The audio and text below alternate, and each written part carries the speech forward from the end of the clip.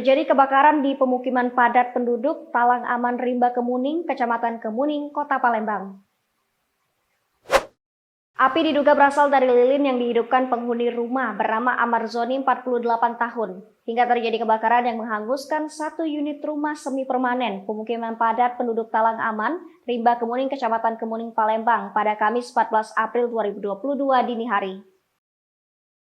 Ketua RT 025003 Talang Aman Erwin di lokasi kejadian mengatakan bahwa kebakaran tersebut pertama kali diketahui warga sekitar hingga warga lainnya keluar dan berteriak minta tolong.